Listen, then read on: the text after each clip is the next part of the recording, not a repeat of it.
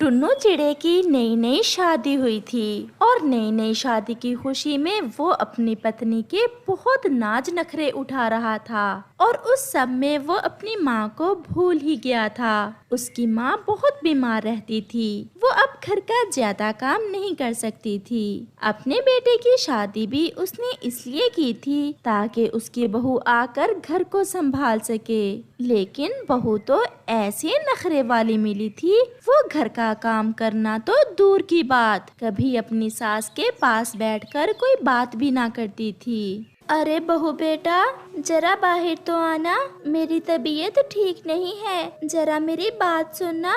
ये क्या, आपने इतना शोर मचा रखा है? मैं अभी अभी सोई थी। बेटा तुम मुझे कुछ खाने को दे दे, मैं खाकर दवा खा लूं। मेरी तबीयत बहुत खराब हो रही है। तो क्या आपके खाने का मैंने ठेका उठा रखा है? आपकी तबीयत खराब है तो खा लें दवा। बेटा खाली पेट कैसे दवा खा लूं? तुम भोजन बना दो, भोजन करके ही मैं दवा खाऊंगी। ये तो मेरे सोने का समय है और मुझसे नहीं बनता ये भोजन। और वैसे आप खुद नहीं भोजन बना सकती, खाते समय तो इतना खाती हैं और बनाते समय बीमार हो जाती हैं। ऐसा कहकर टूनी की बहू चुलबुली अपने कमरे में चली जाती है। टूनी बेचारी खाली पेट ही दवा खाकर अपने कमरे में जाकर लेट जाती है। शाम को टुन्नू अपने काम से वापस आ जाता है। वो भी काम से आकर सीधा अपने कमरे में जाता है। वो भी अपनी माँ को पूछने नहीं जाता कि वो किस हाल में है। अगले दिन टूनी चिड़िया अपने बेटे से कहती है, बेटा आज आते हुए मेरी दवा लेते आना, कल से मेरी तबीयत बहुत खराब है। माँ, मैं तुम्हारी दवाओं के खर्चे किस तरह पूरे करूँ? महंगाई इतनी ज्यादा है, घर के खर्चे बहुत मुश्किल से पूरे होते हैं और ऊपर से तुम्हारी दवा। अच्छा, मैं शाम को आता हुआ तुम्हारी दवा ले आऊँगा। और हाँ माँ, टूनी को ज्यादा तंग ना किया करो, वो सारा दिन घर के काम करके थक जाती है, उसे थोड़ा आराम भी करने दे दिया करो। लेकिन बेटा मैंने कब बहू को तंग किया? बस करो माँ, अब आप झूठ ना ही बोलें तो अच्छा है। इस उम्र में आप झूठ बोलती अच्छी नहीं लगती। ऐसा कहकर टुन्नू वहाँ से चला जाता है। शाम को जब टुन्नू घर आता है तो टूनी जल्दी से अपने बेटे के लिए पानी लेकर आती है। ये ले बेटा, पानी पी ले, तू थक जाता होगा सारा दिन काम करके। फिर चुलबुली भी उठकर आ जाती है। माँ जी, आपको इतना नहीं पता, जब पति घर आता है तो उसकी पत्नी उसे पानी देती है, माँ नहीं। लेकिन मुझे तो लगता है कि आप ये ड्रामा मुझे बुरा बनाने के लिए कर रही हैं कि मैं अच्छी पत्नी नहीं हूँ जो अपने पति को घर आने पर पानी नहीं पिलाती। ऐसा कुछ नहीं है बहू, तुम सो रही थी, मैंने इसलिए पानी दे दिया। ये मेरा बेटा है, मैं सब समझती हूँ। आप फूट डालना चाहती हैं हम दोनों पति पत्नी में। मैं तो कहती हूँ आप अपनी माँ को किसी वृद्धाश्रम में छोड़ आएं। अब ये हमसे संभाल नहीं हो पा रही,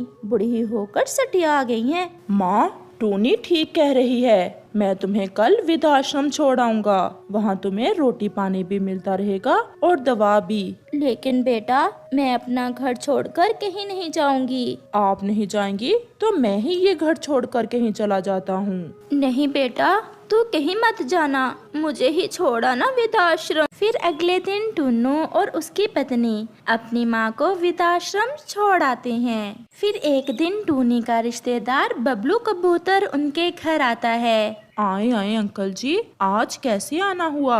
बेटा यहाँ से गुजर रहा था तो सोचा आपसे मिलता जाऊं। मेरी बहन टूनी कहाँ है? कहीं दिख नहीं रही। अंकल, माँ वृद्धाश्रम में है। क्या तुम्हारे होते हुए तुम्हारी माँ वृद्धाश्रम है? अंकल क्या बताऊँ आपको, अब माँ जैसे जैसे बूढ़ी हो रही थी बहुत तंग करने लग गई थी और ऊपर से बीमार भी इतना रहती थी। मुझसे उनकी महंगी महंगी दवाएं नहीं ला होती थी, इसलिए मैं उन्हें वहाँ छोड़ आया। टुन्नू, मुझे बहुत अफसोस हुआ ये जान के कि जिस माँ ने अपनी जिंदगी की परवाह नहीं की थी सिर्फ और सिर्फ तुम्हें बचाने के लिए, आज तुमने उसी की जिंदगी को दांव पर लगा दिया। जब तुम छोटे थे तो तुम्हारे दोनों गुर्दे काम करना छोड़ गए थे, तो तुम्हारी माँ ने अपना एक गुर्दा तुम्हें देकर तुम्हारी जान बचाई थी। क्या अंकल, ये आप क्या कह रहे हैं? ये सब सुनकर टुन्नू रोने लग जाता है और वो जल्दी से वृद्धाश्रम की तरफ भागता है। यहाँ डॉक्टर बुलबुल टूनी के ड्रिप लगा रही थी और टूनी टुन्नू टुन्नू ही कह रही थी। माँ, मैं आ गया। क्या आप इनके बेटे टुन्नू हैं? जी, मैं ही इनका बदनसीब बेटा हूँ। माँ, मुझे माफ कर दो। नहीं बेटा, तुम मुझसे माफी ना मांगो, मैं तो बस तुम्हें खुश देखना चाहती हूँ। फिर टुन्नू अपनी माँ से लिपटकर जोर जोर से रोने लग जाता है और अपनी माँ को फिर से अपने घर ले आता है। और फिर चुलबुली भी अपनी सास की बहुत सेवा करती है। कालू कौवा एक अमीर पक्षी था। वो अनाज का बहुत बड़ा कारोबार करता था। इसी सिलसिले में उसे अक्सर दूसरे जंगल जाना पड़ता था। आज भी वो अपने काम के सिलसिले में दूसरे जंगल गया था, तो वहाँ उसकी मुलाकात गोरी कौवी से होती है। बातों ही बातों में गोरी कौवी उसे बहुत अच्छी लगती है। वो उसे बिहाकर अपनी हवाई मोटर में बैठाकर साथ ले आता है। अरे कालू बेटा, ये तुम इतनी सुंदरी कौवी कहाँ से साथ ले आया? माँ, ये गोरी है। हम दोनों ने शादी कर ली है। अगर मैं आप पर रहता तो आप तो किसी घरेलू सी कवि के साथ मेरी शादी करती। तो तेरा क्या मतलब है? ये कवि घर के काम काज नहीं करेगी? मेरी उम्र है कोई घर के काम करने की अब? नहीं माँ जी, मेरे माता पिता ने मुझे ऐसे संस्कार नहीं दिए। उन्होंने मुझे अच्छे से समझा कर भेजा है कि अपने पति के घर वालों की बहुत सेवा करनी है। आप चिंता ना करें माँ जी, मैं आपकी बहुत सेवा करूँगी। जीती रहो बेटी। फिर तो तुम्हारा तल्लक किसी अच्छे घराने से है और ये तूने गहने भी इतने ज्यादा पहने हुए हैं। लगता है तेरे मैके वाले भी बहुत अमीर हैं। जी माँ जी, और मेरी माँ ने मुझे समझा कर भेजा है कि जाते ही अपने सारे गहने उतार कर अपनी सासू माँ के हवाले कर देना। फिर गोरी कौवी अपने सारे गहने उतार कर अपनी सासू माँ के हवाले कर देती है। गोरी तो चंद लम्हों में ही अपनी सासू माँ का दिल जीत चुकी थी।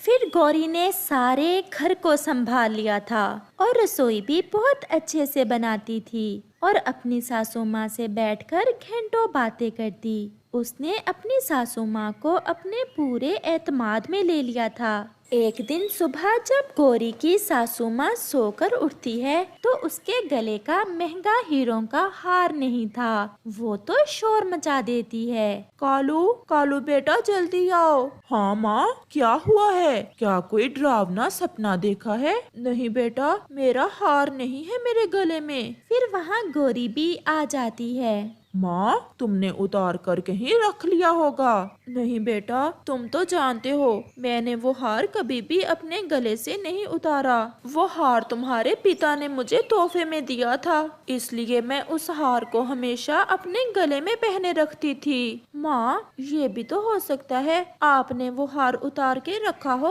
और कोई चोर चुरा कर ले गया हो। नहीं बेटी, जब मैंने वो हार उतारा ही नहीं तो चोरी कैसे हो गया? हाँ माँ, मुझे याद आया, आप कल बाजार भी तो गई थी शॉपिंग करने। मुझे तो लगता है आपका हार वहीं किसी चोर ने उतार लिया होगा। आपको नहीं पता आजकल के चोरों का, चोरी करते समय पता ही नहीं लगने देते। हाँ बहू, शायद तुम ठीक ही कह रही हो, मेरा हार जरूर बाजार में किसी ने उतार लिया होगा। फिर कुछ दिन गुजरते हैं कि उनके घर की अलमारी से सारे गहने चोरी हो जाते हैं। बेटा, उस दिन मेरा हार चोरी हो गया और आज अलमारी से सारे गहने। माँ, अलमारी की चाबियाँ कहाँ हैं? बेटा, वो तो मेरे पास ही हैं। माँ, मेरी माँ ने तो आप घर की सारी चाबियाँ गौरी के हवाले कर दें। आपको भूलने की बीमारी लग गई है। आप चाबी रखकर भूल गई होंगी और किसी मुलाजिम ने मौके का फायदा उठाकर अलमारी से गहने निकाल लिए होंगे।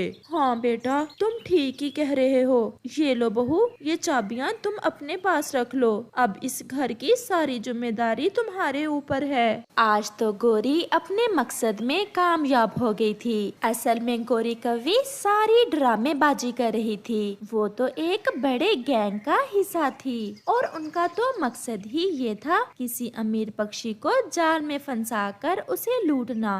फिर गोरी कव्वी वो सारे अनाज की बोरियां जो के कालू कव्वे ने अपने कारोबार के सिलसिले में घर रखी हुई थी, वो सब भी चोरी करवा देती है। जब कालू कौवा घर आता है तो अपना अनाज चोरी हुआ देख बहुत परेशान हो जाता है। माँ, ये हमारे साथ क्या हो रहा है? हमारे घर की तो सारी चीजें ही चोरी होती जा रही हैं। ये कौन है जो इतनी बुरी तरह हमारे पीछे पड़ चुका है? फिर गोरी कव्वी भी वहाँ आती है। कालू जी, मुझे जरा अपना ATM कार्ड तो देना, मैंने शॉपिंग भी करनी है और कुछ खाने पीने का राशन भी लाना है। घर में मौजूद सारा राशन तो खत्म हो चुका है। जी पत्नी जी, ये ले कार्ड और जितना दिल करे उतनी शॉपिंग कर लेना। फिर गोरी कव्वी चली जाती है। बेटा, एक बात कहूँ, अगर तुम गुस्सा ना करो तो? हाँ माँ, बोलो। बेटा, मुझे तो तेरी पत्नी पर शक है। जिस दिन से वो आई है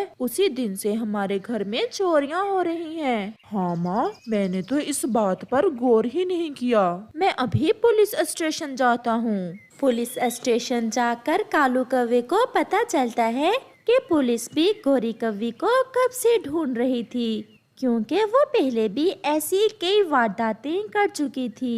फिर पुलिस कालू के घर आकर गोरी कव्वी को गिरफ्तार करके ले जाती है।